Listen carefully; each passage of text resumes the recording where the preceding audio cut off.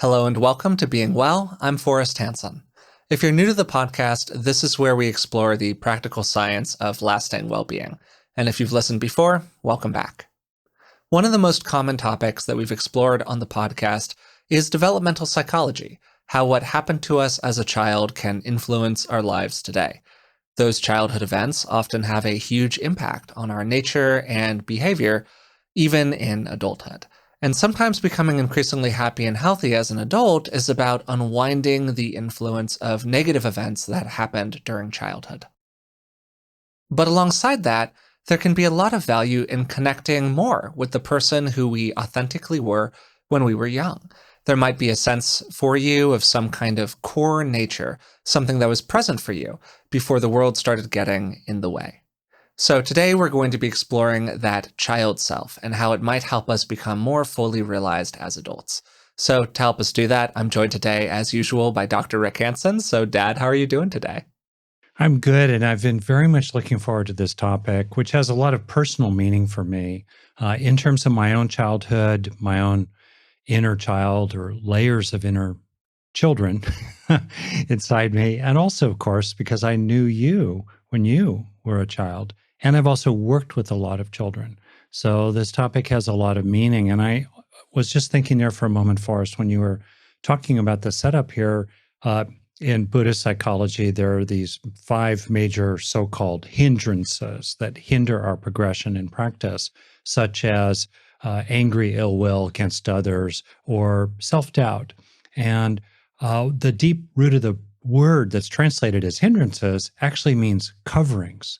These are things that cover over our underlying good nature, including the underlying sweet, innocent, beautiful, wise, innermost childlike being that still resides within each of us. Yeah, I think that something that's been really present for me particularly over the last maybe 5 years, but honestly, for most of my adult life, I think that there are ways in which I've been almost trying to rediscover or get back to in some way the person that I was when I was pretty young, when I was 3, 4, 5 years old. Like I said in the introduction, before the world started pushing back on me in ways that made me feel uncertain or insecure or started editing core parts of my behavior or, geez, even my nature in some kind of real way.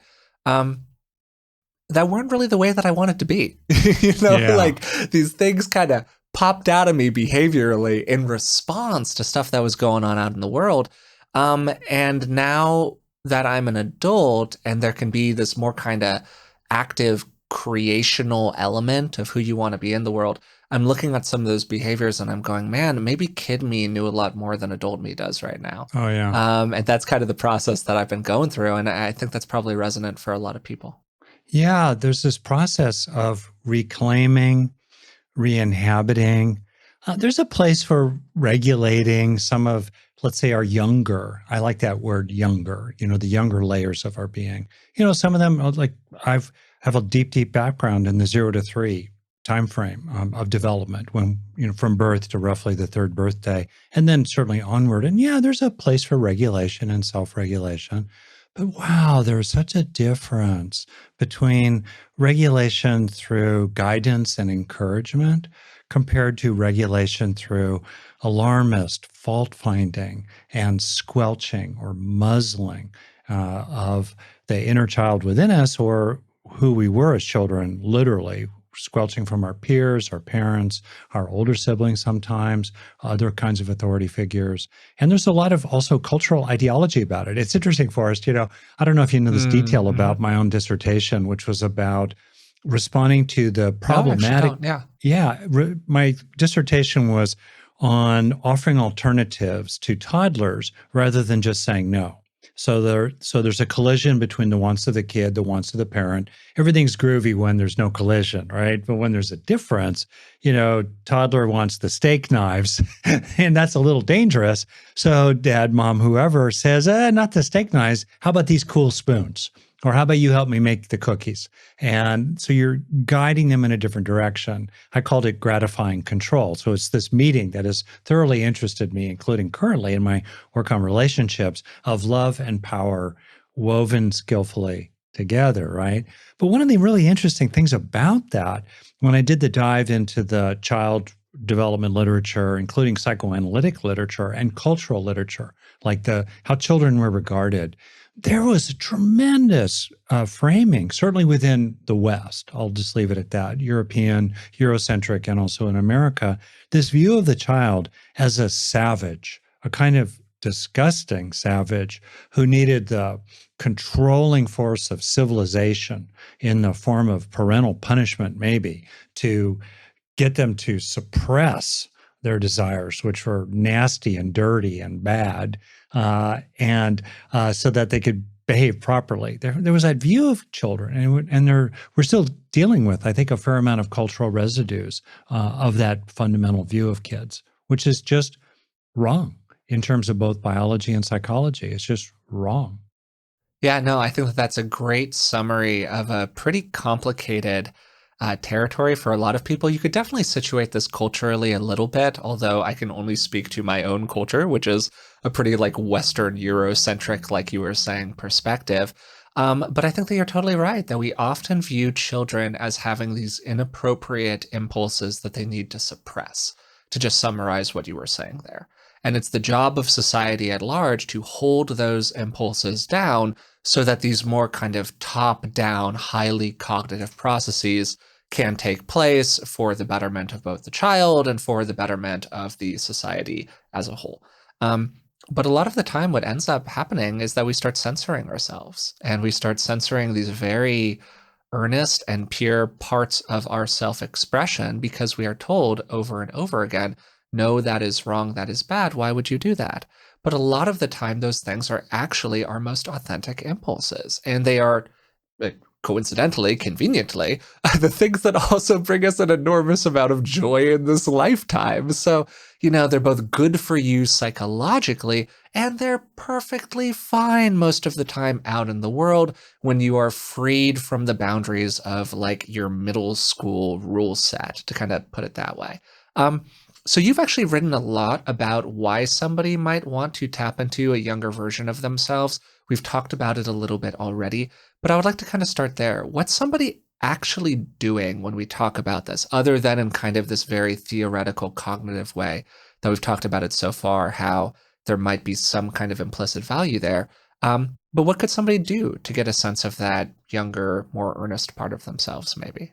Well, one is to listen to the deeper layers or feel down in your reactions. So, for example, this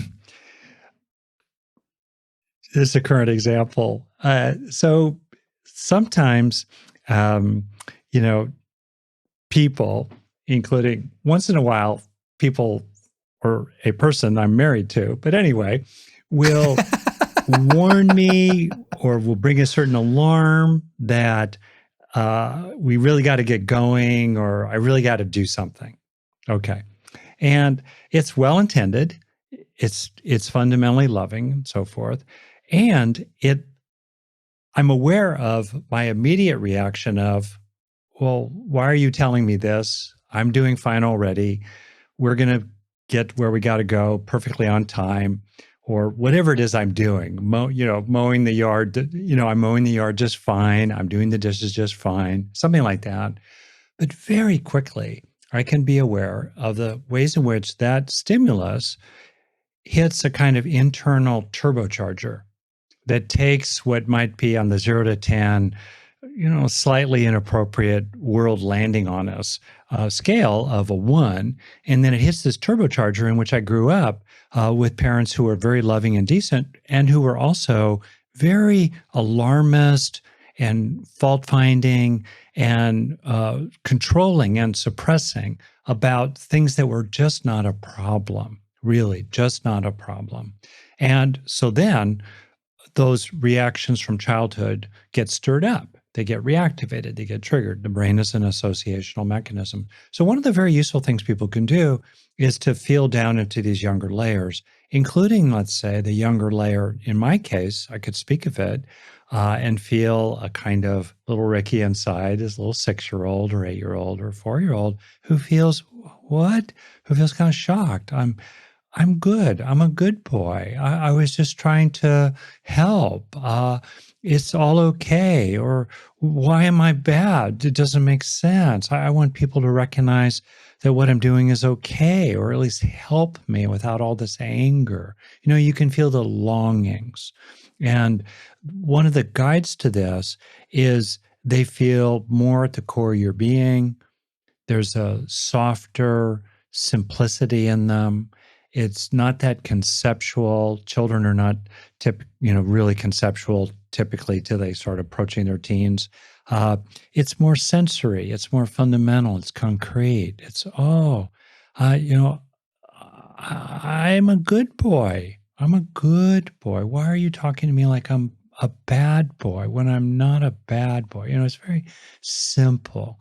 And in it, you can feel this longing for closeness, longing to feel safer, longing to feel appreciated. In other kinds of contexts, the longing to feel protected, to feel that others are sticking up for you. So this process of kind of feeling down into younger layers. And it doesn't mean that you necessarily agree with them. Some of the longings of a child are just unrealistic in adulthood for perfect responsiveness, let's say, from other people. We don't have caregivers typically in adulthood like we need in early childhood. But there's a sense of the goodness and the all rightness of these under feelings inside. And something really happens when you open up to them. And I've known a lot of people who have a really hard time just doing what I just did here, tuning in a allyship kind of way, being an ally to the younger layers of your own psyche, right? That's actually quite hard for many people because they've internalized what the world did to them. So if the world shamed or pushed away or pushed down those younger parts, they often internalize that and do it to themselves. And so one of the pieces of the journey here is to overcome those understandable but still problematic tendencies in oneself so you can sit more in this kind of quality of being almost like a good parent today to the younger layers of your being. I think that's really lovely. I was talking with a friend recently who I'm just trying to, I know some of my friends actually do, in fact, listen to the podcast. So I'm just trying to remove identifying details here. But who's kind of going through some stuff in their life where they're encountering these questions about how they want to relate to a particular kind of thing, to put it really generally. And so I asked them a question where I said, well, do you feel like you can kind of get in touch with what you would have wanted when you were a kid, or maybe what your core nature was when you were a long younger? And they responded to me, honestly, I don't feel like I have a great sense for it, exactly like you were saying. They basically said, I don't know who that person was. I don't have a great memory for what I was like when I was 5, 6, 7, 8 years old. And I think that this is really common. I think a lot of people really struggle to connect to that person um, for a lot of different reasons, some of which might be functional, memory based. They didn't take a lot of pictures when they were a kid. They don't have a lot of home videos floating around. Maybe it's somebody who's a little bit on the older side. So just like having a handy cam at home was not really a thing. Or it might be more psychological defense oriented. Maybe there's something there that feels unpleasant to contact. Maybe it feels very vulnerable. Maybe it feels very unsafe in some way. And that's all just to reaffirm or to affirm what you were saying a second ago about the challenges that some people have in contacting this younger material. So I do think that that can, as you were saying, be a really helpful question. Do you have a feeling for what you were like or for what that person might have wanted? Just at the core, not so much in the idealistic child way, as you were saying. Some child idealism is not realistic as an adult, but just in like a core values kind of way. Like, were you more of a somatic person or were you more of a kind of cognitive person? Were you a really intense feeler or did you not really like that kind of stuff so much? Did you want to be in contact with people or did you kind of want to be on your own? And you can just kind of run through a series of questions and when you start to see big differences between that younger version and the person you are now, that doesn't mean there's anything wrong with you now, But it could be just a place for some fruitful inquiry around, is that something that you want to have more contact with or less as you continue to age? You bet. One of the most powerful therapeutic techniques I know, and people can just do it generally. I would ask clients to get a hold of whatever you can, 30 pictures of your childhood, going as far back as you possibly can. And then we would just look at the pictures, and you would see even the most intellectualized, defended, out of touch person soften in the room. And we would slow it down. We would, sometimes what I would do is I would hold my hand over everything except the face of someone. And I would just say, what do you see in that face? Maybe it was the face of their mother, their grandmother, or themselves, or their father, let's say, whatever. And what do you see there? And what can you remember of that time, or what was happening in that time? So you're exploring that. And an interesting question too is, when do you see the face change? Like in my face, honestly, you can see this young, sweet boy, wide open, really interested in the world. And by the time that boy is 9 or 10, that face is guarded, careful, watchful, and very oriented around never, ever, ever making a mistake.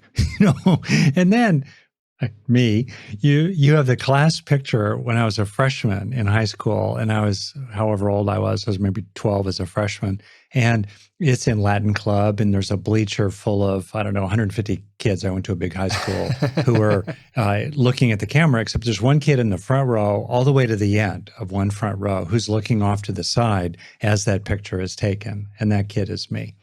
So you can see a lot when you go back and look, and that's one way you end up getting, in touch with things. Another is to ask people, if you can, especially before they are no longer here, just what was happening, kind of autobiographically, no praise, no blame, no criticism. And you learn amazing things. Like suddenly you hear that, oh, there were 2 or 3 miscarriages before you were born, and you were absolutely wanted. You were desperately wanted. In my case, let's say. On the other hand, you might hear, oh, wow, your mom got pregnant when you were 4 months old and fairly quickly went into really serious morning sickness while your dad was still finishing his PhD in zoology in Arizona. And wow, that has a lot of implications. You start suddenly understanding things. Or you start hearing stories about a move that needed to occur or an injury. You never knew that you fell off your bike and had a really, really serious concussion when you were 4 years old. And that might explain some of the stuff you're dealing with now as a 44-year-old. And maybe there's something you could do about it. So recreating your childhood, that can be really, really valuable to you. Or even just kind of inferring certain things from details. Especially as an adult, you start having an appreciation for what it must have been like for your parents, let's say, when you were young, because they had to hold down 2 jobs, or they worked the night shift as well, or there was a lot of anger, or, you hear that your dad drank a lot. He doesn't anymore, but he used to drink a lot. Like, oh, and that's all really, really good information for kind of reclaiming the truth of how it was for you. Yeah, I think that's something that we could do here if you're up for it, is that I could almost kind of talk through what I've been kind of feeling into recently in my own process, That'd be as we've great. already sort of started to Yeah. do here. Yeah, and then maybe you could kind of tell me what you think is going on there, give any additional commentary that you want to toss in, both from your perspective as my parent, of course, which we could do that part, but I really mean in kind of more of a general way that people could use to apply this sort of a process to their own life if they're interested in that. Um, so to start with, I think that there's been this increasing process over the last couple of years here of trying to tune into that younger version of myself. And when I say younger, I'm really talking about the version that maybe existed when I was like 6, 7, 8, 9 years old, something like that. Um, More playful, more open, less serious, a little bit more light, a little bit less bothered. Um, I think that kids have a remarkable capacity for resilience, even as they are quite sensitive about some specific things. It's the old line about I mean, please don't do this. This is a joke. But if you if you throw a kid out of a window, they'll bounce, as opposed to like an older person, you don't throw do them out that. of a window, they splat. There's kind of a different, please don't do this, Yeah. but it's a joke, It's that idea of that snapping back, particularly psychologically, even though we do know, of course, that those early years have enormous consequence down the line, particularly in terms of traumatic experiences. But I think it's just true that kids can handle a lot and get used to a lot. If you see particularly the behavior of children in developing countries who are in enormously restricted, enormously traumatic circumstances, and their ability to survive regardless. So elements of that. A big thing for me is just kind of lightening up around a lot of stuff, having this experience of a younger person who was more playful and kind of more relaxed, more emotionally open and kind of authentically uncovered with other people because they're not as worried about getting kind of negative stimuli from them back. Just as you were saying, I went through this big process. I think it was pre-COVID, maybe 2 years ago, maybe a year and a half ago, of looking at a bunch of pictures and videos of myself when I was really quite young. And having just a really interesting emotional process around it, where a lot of it was really like heartfelt and soulful and sweet. And there were some moments where I just saw, 8-year-old Forrest doing something. And I kind of felt like almost ashamed of it, like I was applying my 33-year-old brain to the behavior of this 7-year-old kid or whatever, in a way that, logically I know isn't appropriate.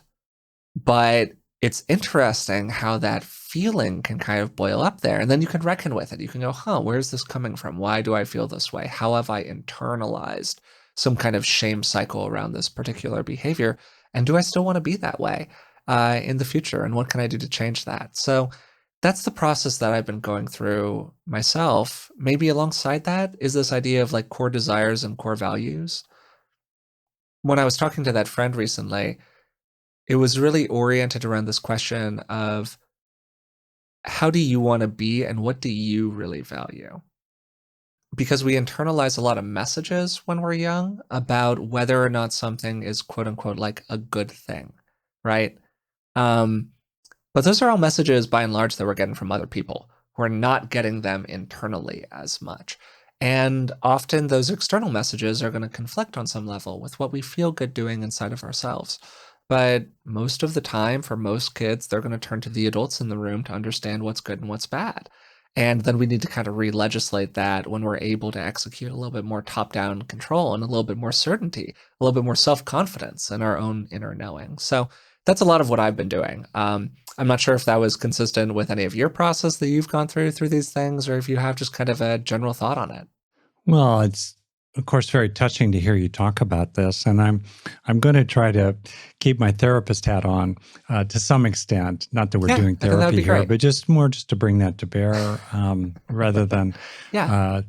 starting to cry here about feeling sad about how things happened for you when you were little. And as you would say, I think as well, you had a generally happy, comfortable childhood, but still little things matter. Little things add up. And I think that's a key takeaway for many people, that in a seemingly, pleasant, comfortable, somewhat affluent life, lots and lots of little things can really wear on a person. And we often start to feel like at some level, kind of like you're talking about, that our natural way of being is somehow a problem. It's not wanted. It's not effective. Don't be that. A version of that for me was that if I stood out in my classes as a smart kid, bad things happened. Different kinds of bad things. So I just kind of went underground. I learned, okay, my natural, intelligence, just don't really shine that light here. Just keep it off stage. So that would be one example. Or a lot of the things I wanted to do independently. I learned pretty quickly, get off my parents' radar and then pursue the things I like doing, which had often to do with going out into the forest around us or the hills around us and just making my forts or doing my things. As a woodsman in training, I could do that on my own. So kind of like you're saying, we naturally learn to somewhat hide and even distort our kind of natural way of being, our natural character, our temperament. In your case, a kind of exuberance, let's say, uh, because it wasn't really accepted. So, absolutely. So, here, if I could ask you a question, uh, and I think it's a universal question, what were the innately positive wants, the good longings and wants that were at the heart of the behaviors that the world shamed or punished or rejected? Deep down, what was the goodness inside, even if it was manifesting in ways that some people had an issue with? Yeah, it's a great question. And if you're listening, this is absolutely something where you can follow along and kind of ask yourself this question. I would strongly recommend it. For me, I think that there were really two. And unsurprisingly, one of them is quite similar to one of yours. Whether that's a nature thing or a nurture thing, who knows? But I think that one of them is quite similar. And it's to be perceived as a good person. Somebody, I wanted to be the good knight, not the bad knight, to kind of put it in Mm-hmm. that like classic Jungian archetype sort of sense. I didn't want to be the Loki of the story, like the Mm-hmm. chaotic Yeah. guy who kind of becomes a good guy, but he's a bit of an anti-hero. But that was like what felt good inside of me. And then the second part of it was absolutely more socially valenced, which is that I really wanted to be in authentic, positive connection and relationship with other people. I wanted people to like me, and maybe even more so, I wanted to like them. I wanted to have a lot of really positive friendships. I think I've talked about it a little bit in the podcast in the past, but basically, my favorite thing to do as a kid was to sort of run around my backyard with various different kids and kind of just play these elaborate imaginary games, essentially. Um, and it was purely relational. It's you and other people creating a story together, essentially, or having an interaction together. It wasn't through a phone or through a video game. Those all came later. The proto version was totally purely relationship driven. And, you know, the places where we as social animals are often the most vulnerable to negative feedback are through our relationships. So you have the experience as a kid where you're really desperate for social approval of various kinds. And yeah, you have some wounds there. You have some harms there. And it, I think, causes many people, myself included, certainly, to withdraw into some of those behaviors that are maybe a little bit more solitary, or the social impulse is coming to you through a filter that can create the separation that allows you to feel safe inside of that interaction. So I think that those were the two virtues that I would really highlight that really mattered a lot to me. Right. Got it. And here's a question that is kind of subtle, which is going back again before relationality, before um, taking into account others, what were the deep desires or impulses or expressions in you before relationality, including ones that got criticism in your relationships, which then um, led to a wounding of those needs you were naming? But I'm kind of asking, in a sense, before those needs even got into play, uh, just in kind of the arising wellspring of your own expression as a being, as an 8-year-old, when you would maybe exuberantly come into a space and then get some pushback from other people that you were too loud or too big, or Mhm. okay, what was it? What was arising within you before relationships were relevant? Man, it's interesting that most of the things that I can think of in response to that question are themselves kind of relational in nature. So I'm sort of hunting for something that's pre-relational. I think it's a good question. This is a bit relational, but I think that a desire to be expressive um, is also really real there and really present there. a desire to be big in my self-expression, and a desire to share that. That's a relational part with other people to an extent. I think is really present there as well. Um, Maybe connected to that, a lot of like knowing and doing, a lot of learning, a lot of being just kind of fascinated with the world, maybe even at a kind of more core non-relational way. This real enjoyment and engagement with just like being in a body, um, which I don't know if everyone has. Maybe most people do, but I think that was really present for me. Just like this feeling of the yeah, that I really kind of enjoyed just like being in this existence, and I found it very lovely at a certain level, and I just took a lot of pleasure in it. I think about myself as like a 3-year-old, and maybe you can speak to this more effectively, but just kind of really enjoying like running around outside and like getting fascinated with flowers and I don't know, petting small animals and just like that whole inherent exuberantness.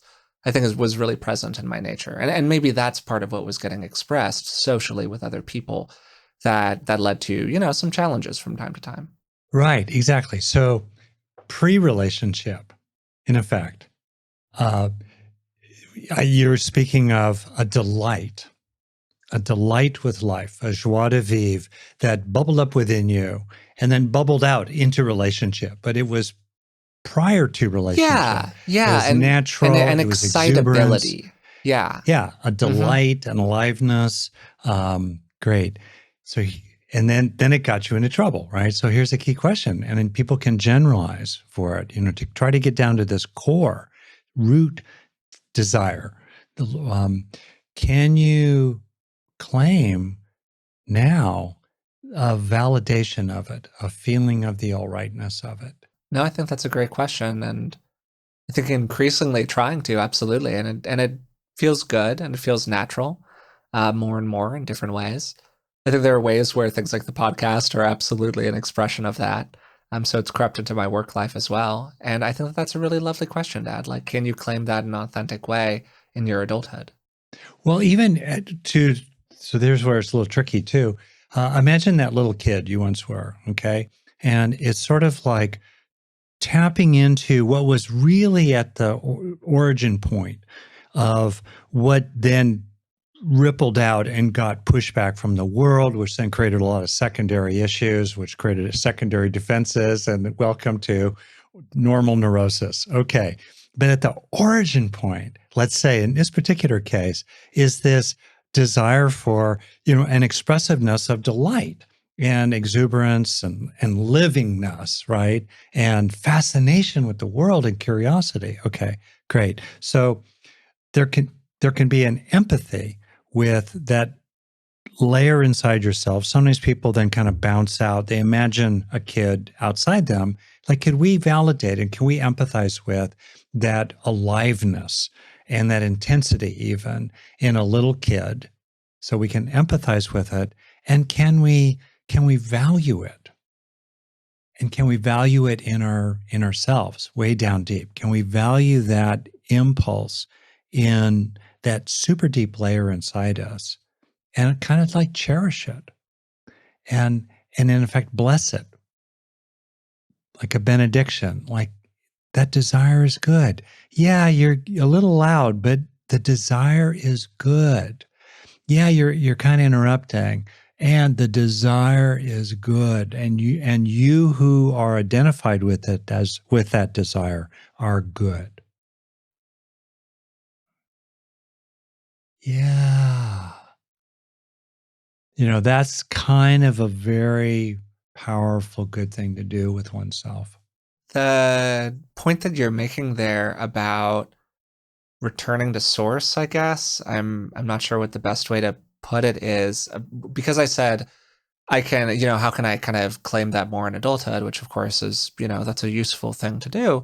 Um, and then your kind of addendum to that of, oh, but wait, can you kind of return to the proto you and value that in them as well? And I think that's a wonderful distinction and a great point. Because that can be kind of hard and that can be very soulful and feel very emotionally touchy, I think, understandably, very sensitive.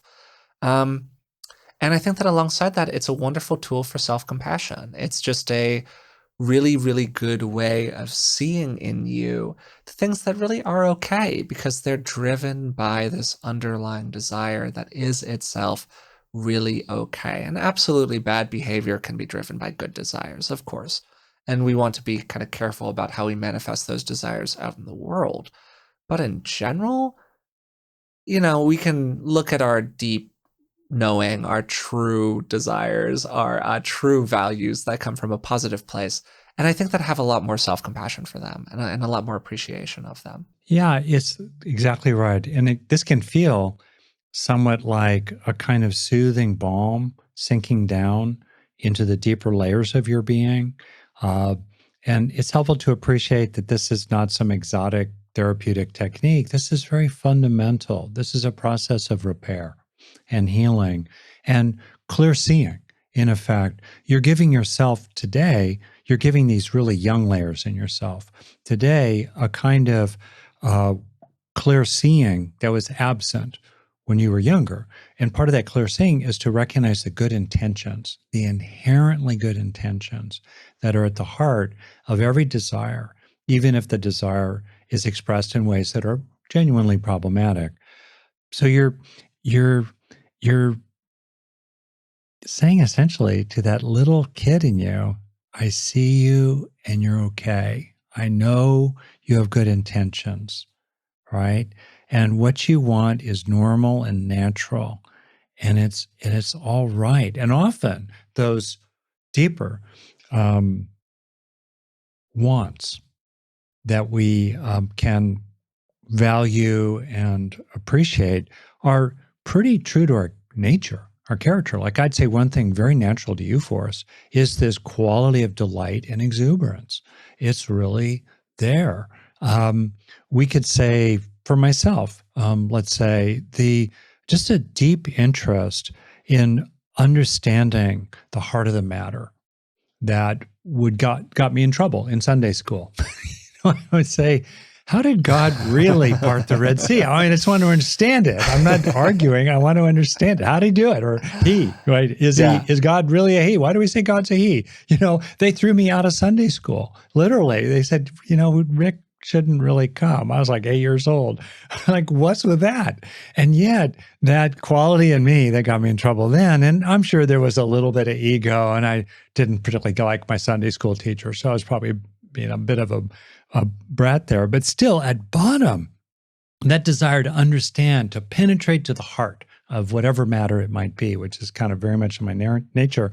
I can see that in adulthood. This is a very important thing to reclaim, even if, sometimes it makes people uncomfortable. Sometimes we need to manage and nuance how we are and find relationships, frankly, in settings that are more uh, that are more delighted in what delights us, like you finding places where you can be big, you can be large, you can be exuberant, you can be theatrical, you can be, a master of ceremonies in some areas that I know you've gone into, let's say with dance. Same with me, opportunities for me to do writing or do exploration or do meditations that are really, really, really about getting to the heart of the matter and learning from others who've gone before us, who've really gotten to the heart of the matter. So yeah, when you reclaim some of your core inherently good desires in yourself as a child, you often find yourself honoring and accepting and appreciating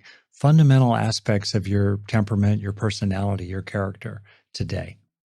To take everything we've talked about so far and try to kind of wrap it up into a couple of questions that somebody might want to ask themselves if they want to go through this process inside of their own life, kind of starting at the largest circle, the furthest out circle, which for many people is the most accessible one. You might start by asking yourself something like, what was I like when I was young?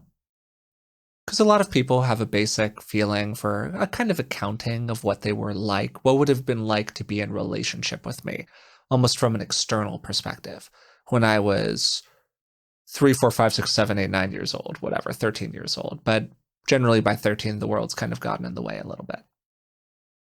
Then the second question you might ask yourself, kind of one layer in, what are some of the things that I knew about the world? Or maybe what are some of the things that I was taught about the world when I was young? And sometimes the contrast between those two answers, what did I know and what was I taught, can itself give you some good insight. And then finally, right at the core, I think is the question that you really asked me. What were those core values that you had when you were young? Or maybe even a layer deeper than that, what is some kind of kernel of what we might call true nature, whatever that means to you, however you want to interpret that, that might have been present for you when you were young? And I think that if you kind of work backwards through those, three and a half, four questions, however you kind of want to think about it, that can be really fruitful for people who are engaged in this sort of an inquiry. Yeah, very much so. And including what could you appreciate about yourself today?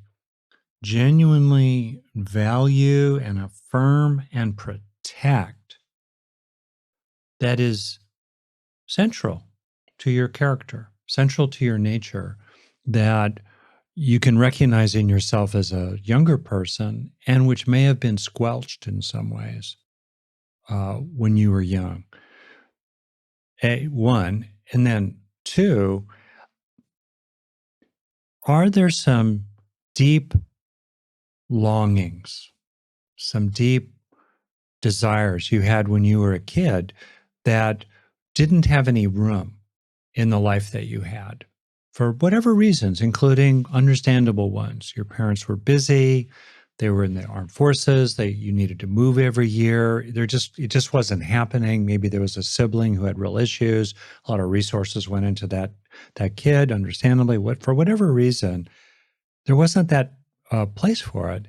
And yet now you could make more room for that in your life. And I can say for myself, it's actually been really, I'm becoming kind of an old guy, but I'm still learning some new tricks, I guess, in my old age. And just in the last few years, I've been recognizing in myself as this little kid, including manifesting in my family with my parents, this longing to help, this longing to help people be happy and to not hurt so much. But I had so little opportunities as a kid to do that, understandably, and there wasn't room for that in my life. But there's been an understanding that, wow, that's really central to kind of my nature, actually. And now in my late middle age, I can make more room for that particular desire. So that would be something else for people to think about. Yeah, I think that's really wonderful. Just what do you want to bring from this inquiry into your exploration now Yeah. of your life as an adult? Again, to kind of summarize it Dust in a off, sort of tidy maybe. way. Yeah, what do you want to dust Yeah. off? What do you want to bring back? What do you want to bring more contact with? What has become obscured by just the process of living that we all go through? Related to that, maybe, you've worked with a lot of families and also a lot of children for years and years and years as a clinical psychologist. A big focus of your work was children and families. Are there lessons there, maybe from their behavior, from what those kids really cared about, from what you saw really make a difference, really matter in their lives at the core? Yeah. Do you think that there are lessons that we can learn as adults from what those kids cared about?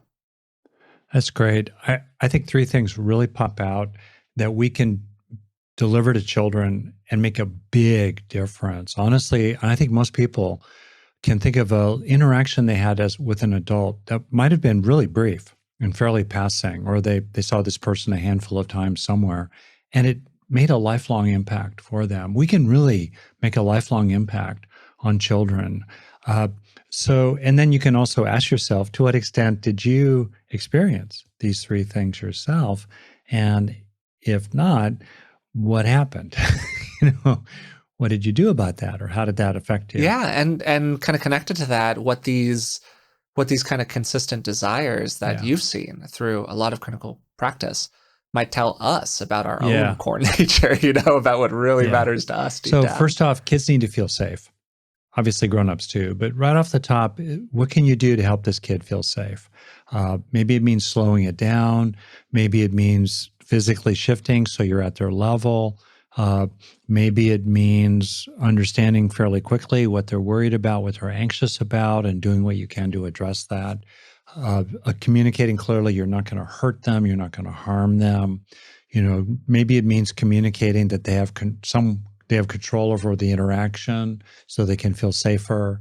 You're not going to do anything that they don't want to have happen. They're safe. Really important. Second is that they're respected. They're listened to. They're taken seriously. I think about the adults who did not take me seriously as an 8-year-old or a 12-year-old or a 6-year-old or a 17-year-old. And then I think about the adults who actually took me seriously. And it wasn't that they were patronizing me.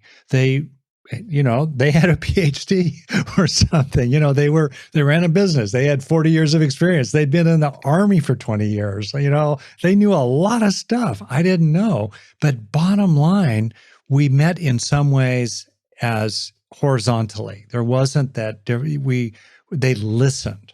They listened. They took us seriously. And I think we can really listen to kids seriously. And when they recognize that actually we're listening to them seriously, unlike most of the grown-ups in their life, frankly, then they communicate a lot more to us. And then the third one is that they're valued, that there are things that they can contribute. Their ideas are worthy. They have a place. They matter. We're loyal to them. We're going to come looking for them. We're not going to leave them on the battlefield. And those three things, communicating safety, receptivity, them taking you seriously, you have standing as a kid, you have a voice. And third, that you, the child, have value. You're going to be protected, you're going to be listened to, you're going to be valued. Whew. Everything else is details. Yeah, I think that that's a wonderful list of three things: safety, taken seriously, being valued. And I do think that that really matters both to every kid and also to every adult. You think about the times in your life where you didn't feel safe, where you didn't feel like people were taking maybe your concerns seriously or your wants and needs seriously. And because of that, you didn't feel valued by other people. Um, those are some of the more psychologically distressful situations that a person can be in. And you really see the primacy of those needs, of those desires. We could maybe talk another time about adolescence. That's a whole particular period. And that's often where, people end up taking a turn in their life that's problematic, that can have even really longstanding consequences. But one of the things I've particularly seen, I'll just maybe have this as a bit of a preview, kind of a appetizer for adolescents, is to feel that they have a path to a future they want. And often adults, including parents, teachers, say, oh, no, you need to walk this path, which is boring and hard and doesn't play to your strengths, so that 10 years from now, you can live like I do.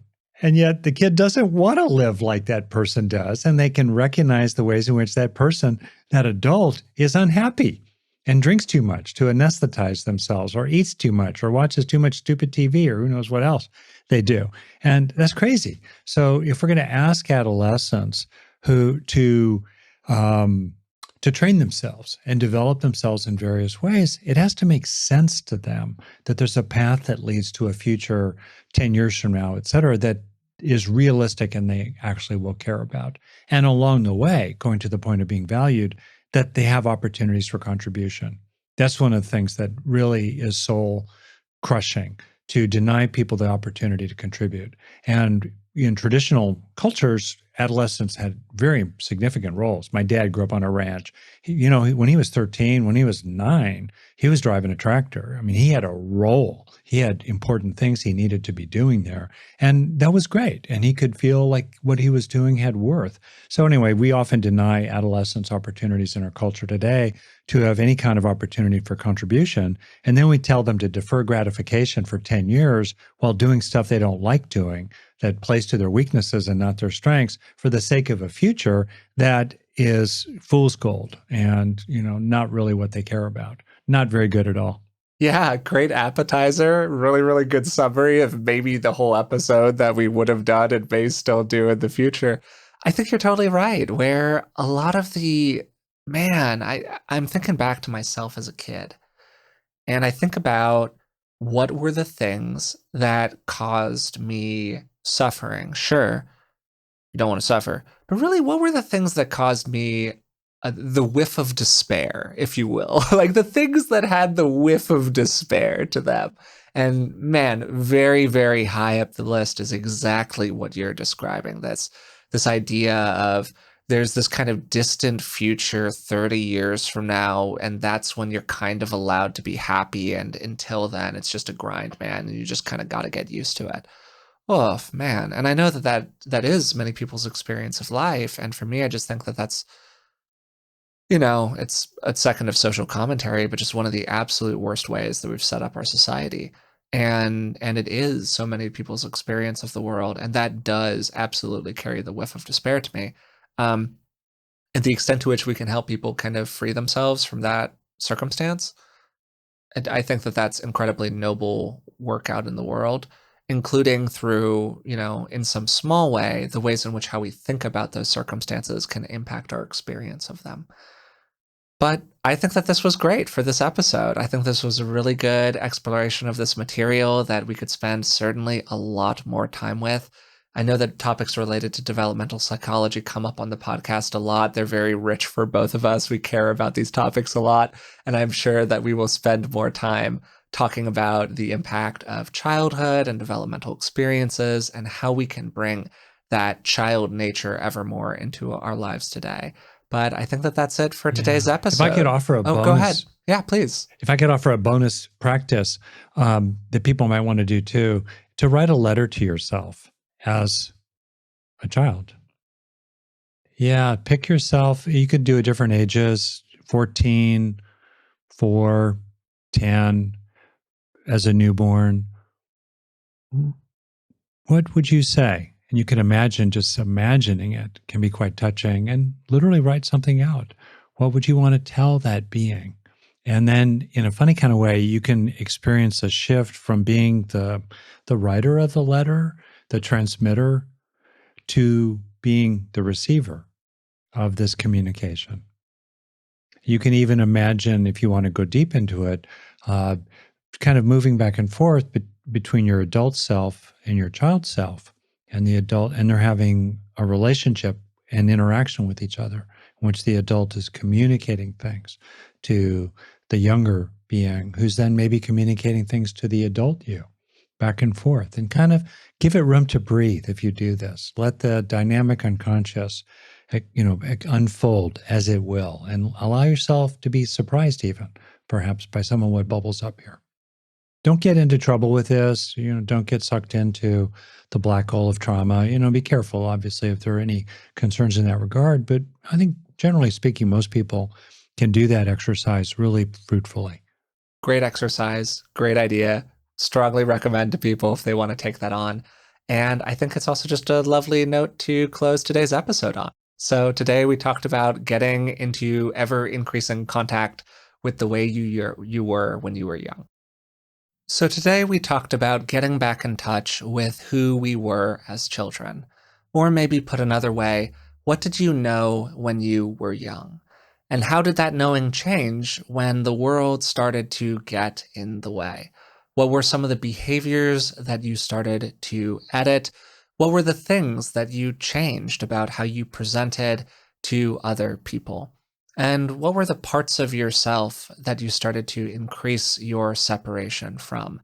Maybe even parts that you really loved down deep inside. I started the podcast by sharing my own process, about this process that I've been going through over the last certainly 5 years, maybe even longer than that, of increasingly getting into touch with who I was as a kid and exploring how my core nature might have really dictated some of the behaviors that sort of got me into trouble with other people when I was younger. I was a sociable, extroverted person who really wanted to be perceived as fundamentally good. And I really liked other people and wanted to be liked by them. And not everyone wanted that little extroverted fireball in their midst when I was, say, 7 or 6 years old. And then, understandably, the world pushed back on me. I got some negative feedback about some of those behaviors, and I started to edit in different ways, some of which were totally socially appropriate. At the time, there are some impulses, some childish behaviors that you don't necessarily want to take with you into adulthood. But at the same time, there were also parts of myself that I was becoming increasingly divorced from.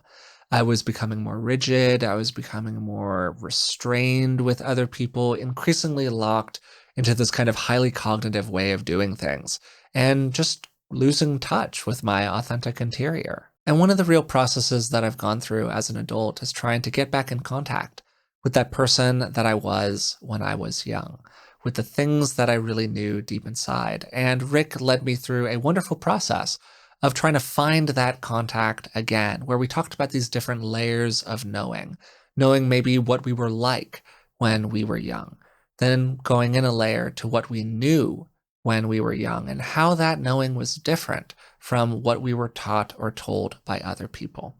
And then maybe toward the heart of it, what was our core nature when we were young? What were our values? What did we really want to express out in the world? We closed the conversation by talking about some of the things that really matter to children, and Rick highlighted these 3 key needs that basically all kids have. They want to feel safe, they want to be taken seriously, and they want to feel valued by the world around them and by the people that they're in relationship with. And yes, these things really matter to kids. But hey, they also matter to me as well, and they probably matter to you. And I think that there's a lot that we can take from that as adults. What are the circumstances in life where we feel safe? What are the circumstances where we feel like people are taking us seriously? And when do we feel valued by others? Most of the time, increasingly putting ourselves into those circumstances is going to come with a lot of wonderful benefits. We closed with Rick offering a really great little practice, writing a letter to yourself as a young person. What would you want to tell that person? What would you want to validate about them? And maybe what would they tell you in return? That's it for today's episode. If you've been enjoying the podcast, we'd really appreciate it if you would subscribe to us through the platform of your choice, and hey, maybe even leave a comment, a rating, a positive review, whatever feels good for you. Also, you could tell a friend about us. It's one of the best ways for the podcast to reach new people, and we really appreciate it. If you'd like to support the podcast in other ways, you can find us on Patreon. It's patreon.com/beingwellpodcast. And for the cost of just a couple cups of coffee a month, you can support the show, and you'll get a bunch of bonuses in return. So until next time, thanks for listening.